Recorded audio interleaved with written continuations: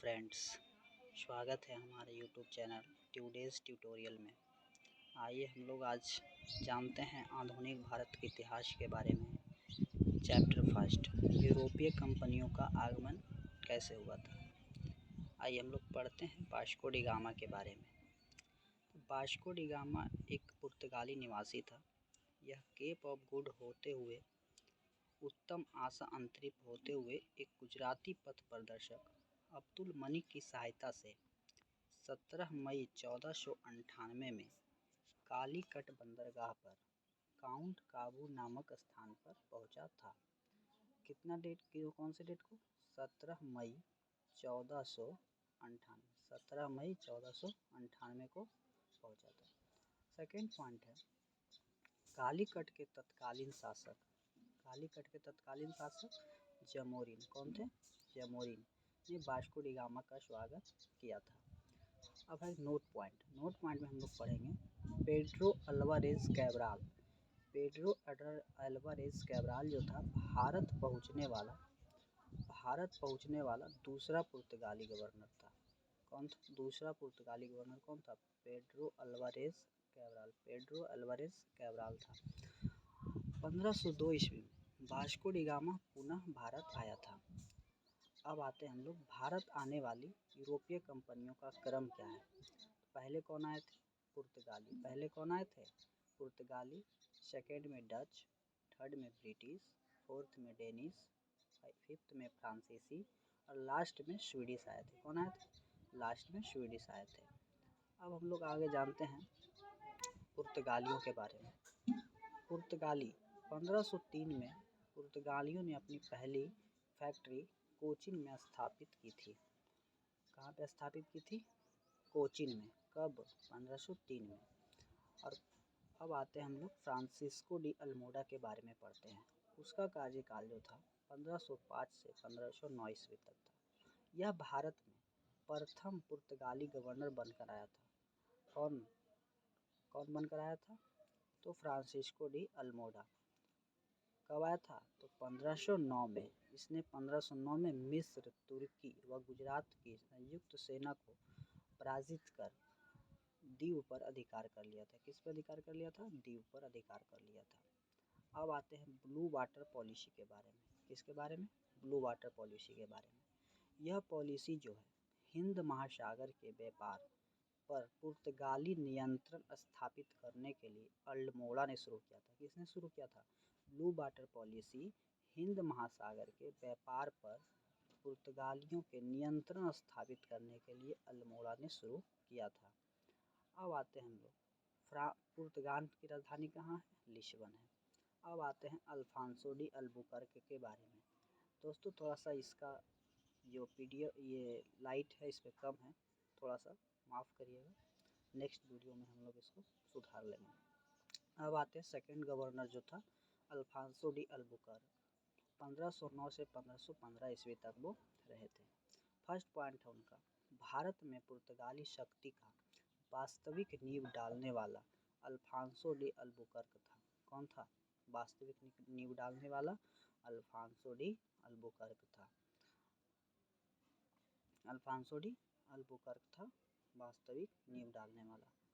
अब हम लोग पढ़ते हैं सेकेंड पॉइंट जो सर्वप्रथम 1503 में भारत आया और उसी समय 1503 में कितना में?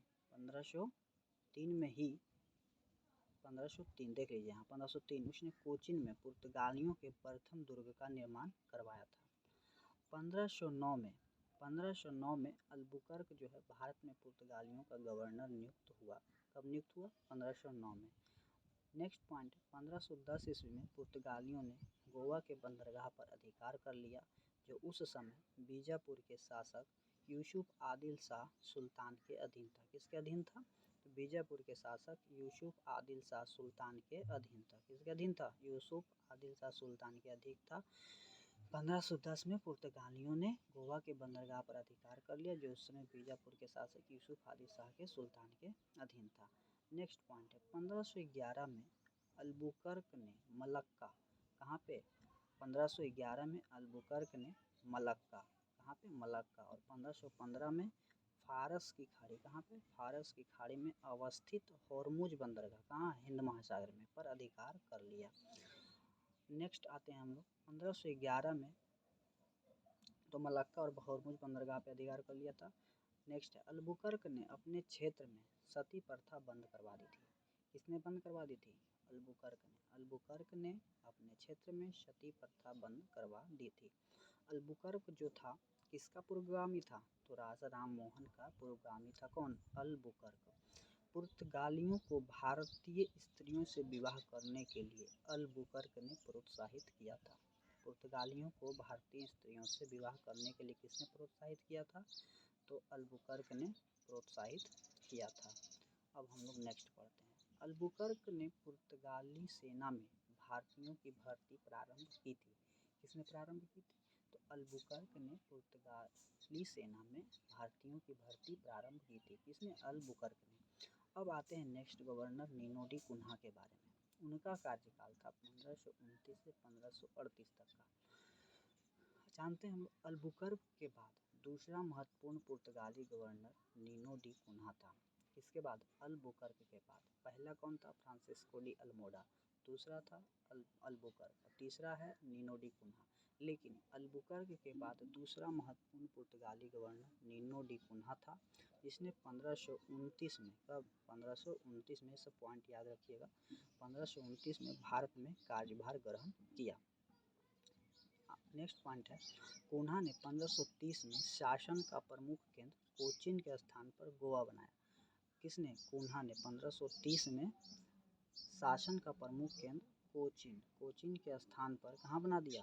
गोवा को। किसको? गोवा को केंद्र अपना वो बना दिया कोचीन के स्थान पर। नेक्स्ट पढ़ते हैं। कुन्हा ने दमन, सालसेट, चोल, बम्बई, सेंट थॉमस, मद्रास और हुगली, ये सब देखिए पॉइंट थोड़ा याद रखिएगा, फिर से दोहरा देते हैं हम इसको। कुन्हा ने दमन, सालसेट, चोल, बम्बई, सेंट थॉमस, मद्रास और हुगली में पुनः अपने केंद्र स्थापित किए। कौन? Nino de Cunha. Next point है 1661 में तत्कालीन ब्रिटिश सम्राट चार्ल्स द्वितीय ने पुर्तगाली राजकुमारी कैथरीन से विवाह कर लिया। ये पॉइंट देखिएगा, 1661 में तत्कालीन ब्रिटिश सम्राट कौन था? तो चार्ल्स द्वितीय था। कौन था? चार्ल्स द्वितीय ने पुर्तगाली राजकुमारी, किससे? पुर्तगाली राजकुमारी कैथरीन से, किससे? कैथरीन से विवाह कर लिया। और पुर्तगालियों ने चार्ल्स द्वितीय को कौन सा द्वीप दहेज में दे दिया था? तो मुंबई द्वीप जो है दहेज में दे दिया। किसने? पुर्तगालियों ने चार्ल्स द्वितीय को। नेक्स्ट हम लोग जानते हैं, इंपॉर्टेंट फैक्ट्स है, थोड़ा सा जान लें। बंगाल का जो शासक था मसूद शाह द्वारा पुर्तगालियों को चटगांव और सतगांव में व्यापारिक कंपनियां खोलने की अनुमति दे दी। किसने? तो बंगाल के शासक मसूद शाह जो था पुर्तगालियों को, चटगांव एक बंदरगाह है बंगाल में और सतगांव भी है, व्यापारिक कंपनी खोलने की अनुमति दे दिया। मसूद शाह बंगाल का शासक था। ठीक है। अकबर की अनुमति से हुगली में कंपनी की स्थापना की गई। किसकी अनुमति से? अकबर की अनुमति से हुगली में कंपनी की स्थापना की गई। नेक्स्ट हम लोग जानते हैं शाहजहां ने पुर्तगालियों के अधिकार से हुगली को छीन लिया था। किसने? हुगली को किसने दिया था अनुमति? अकबर। लेकिन छीन कौन लिया? तो शाहजहां। अब आते हैं आगे। कार्टज आर्मेडा काफिला व्यवस्था, ये एक व्यवस्था था, यह समुद्री व्यापार पर नियंत्रण व्यवस्था थी। किस पे थी? समुद्री व्यापार पर नियंत्रित व्यवस्था थी कार्टज आर्मेडा काफिला व्यवस्था। इसके अंतर्गत कोई भी भारतीय या अरबी जहाज बिना परमिट लिए अरब सागर में नहीं जा सकता था। किस व्यवस्था के तहत? तो कार्टज आर्मेडा काफिला व्यवस्था के तहत कोई भी भारतीय या अरबी जहाज परमिट लिए बगैर अरब सागर में नहीं जा सकता था। इन जहाज़ों में काली मिर्च व गोला बारूद ले जाना मना था। इन जहाज़ों में ये जो अरब महासागर में जाता था, काली मिर्च और गोला बारूद ले जाना मना था। अब आते हैं हम लोग नेक्स्ट पॉइंट में, पुर्तगालियों के पतन का कारण। आखिर पुर्तगाली पतन क्यों हुए? तो पुर्तगालियों के पतन का मेन कारण था भ्रष्ट शासन, दोषपूर्ण व्यापार प्रणाली, धार्मिक और वैवाहिक नीति, योग्य शासकों का अभाव, स्पेन द्वारा पुर्तगाल का विलय, स्पेन जो है पुर्तगाल को विलय कर लिया था, डचों का प्रवेश एवं सैन्य चुनौती आदि जो था पुर्तगालियों के पतन ये प्रमुख कारण बने। एक बार फिर से मैं दोहरा देता हूँ कौन कौन से कारण थे। तो पुर्तगालियों के पतन का सबसे मुख्य कारण जो है भ्रष्ट शासन, दोषपूर्ण व्यापार प्रणाली, धार्मिक और वैवाहिक नीति, योग्य शासकों का अभाव, स्पेन द्वारा पुर्तगाल का विलय और डचों का प्रवेश एवं सैन्य चुनौती। पुर्तगालियों को भारत की देन, यानी पुर्तगाली आखिर भारत में क्या क्या दे करके गए। तो आते हैं हम लोग फर्स्ट पॉइंट जानते हैं। मध्य अमेरिका से तंबाकू, मूंगफली, आलू, मक्का, पपीता और अमरूद का भारत में प्रवेश किसने करवाया था? पुर्तगालियों ने करवाया था। बादाम, लीची, संतरा, अनानास एवं काजू का प्रवेश अन्य देशों से भारत में पुर्तगालियों के माध्यम से ही हुआ था। किस किस चीज़ का? तो बादाम, लीची, संतरा, अनानास एवं काजू। जहाज निर्माण तथा प्रिंटिंग प्रेस की स्थापना भारत में पुर्तगालियों ने प्रारंभ की थी। बहुत इंपॉर्टेंट पॉइंट सही है। जहाज निर्माण तथा प्रिंटिंग प्रेस, जहाज निर्माण तथा प्रिंटिंग प्रेस 1556 की स्थापना पुर्तगालियों ने प्रारंभ की थी। पुर्तगालियों द्वारा भारत में गोथिक स्थापत्य कला, कौन सा स्थापत्य कला? गोथिक स्थापत्य कला का भी आगमन हुआ पुर्तगालियों के बदौलत। अब हम लोग जानते हैं नेक्स्ट डच के बारे में। डच, पुर्तगाली तो पतन होगी, अब आते हैं डच के बारे में। डच के बारे में हम लोग जानते हैं, डच जो है पुर्तगालियों के बाद भारत में आए थे। ऊपर हम लोग पढ़ चुके हैं कि क्रम क्या क्या है। पुर्तगाली के बाद कौन आए थे? डच। तो डच पुर्तगालियों के बाद भारत में आए थे। डच नीदरलैंड व हॉलैंड के निवासी थे। कहाँ के निवासी थे? तो नीदरलैंड व हॉलैंड के निवासी थे। डचों की कंपनी का नाम जो था United East India Company of Netherland, क्योंकि ये लोग नीदरलैंड और हॉलैंड के थे ही, इसलिए इनका कंपनी का भी नाम क्या था? United East India Company of Netherland. डचों ने भारत में अपनी पहली फैक्ट्री जो है 1605 में मसूलीपट्टनम में स्थापित किया। कहाँ पे? मसूलीपट्टनम में। लेकिन पुर्तगाली कहाँ स्थापित किए थे? तो कोचीन में। और डच कहाँ किए? मसूलीपट्टनम में। कब? 1605 में। अब आते हैं आगे। डचों का भारत में प्रथम दल कार्नेलियस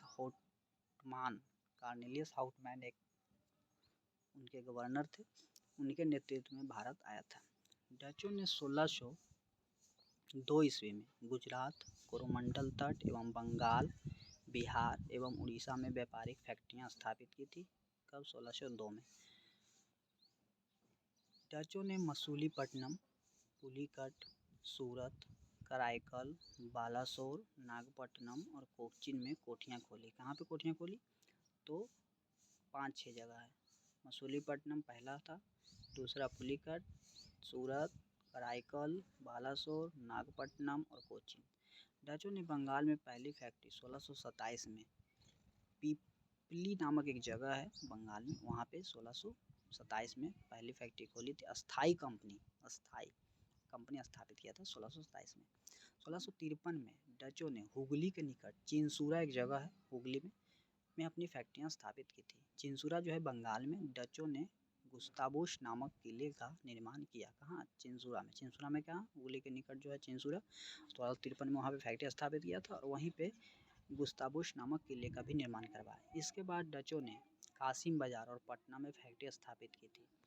कोचीन और कालानौर डचों का प्रमुख व्यापारिक केंद्र। थोड़ा सा इस पर याद रखिएगा मेन पॉइंट।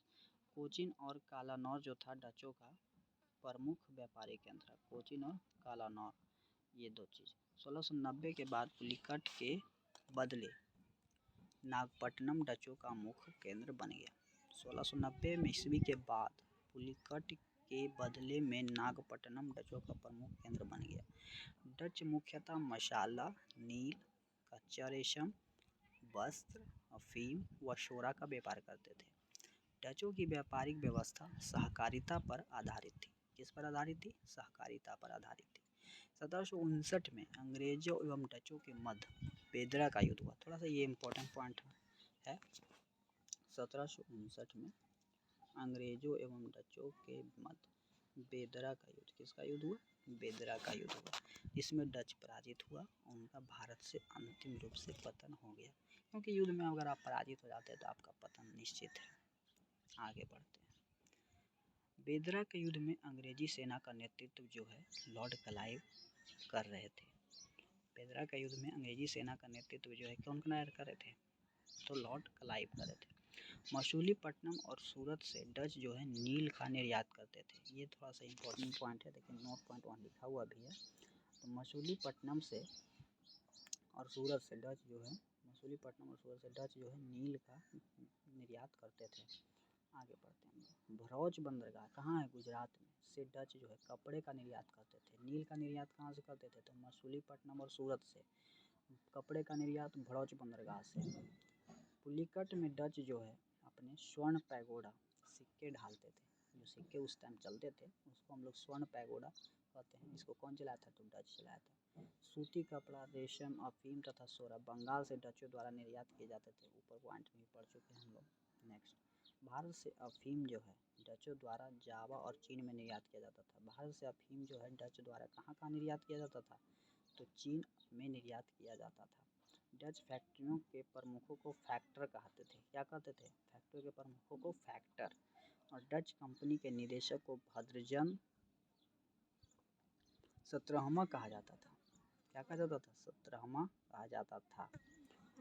चलिए, ये डच खत्म हो गया। अब कल हम लोग अंग्रेज़ के बारे में पढ़ेंगे। बहुत बहुत अच्छा लगा दोस्त, हमारे सभी दोस्त, और कृपया कर हमारे चैनल को लाइक एंड सब्सक्राइब करें। चैनल का नाम है टुडेज़ ट्यूटोरियल। थैंक्स।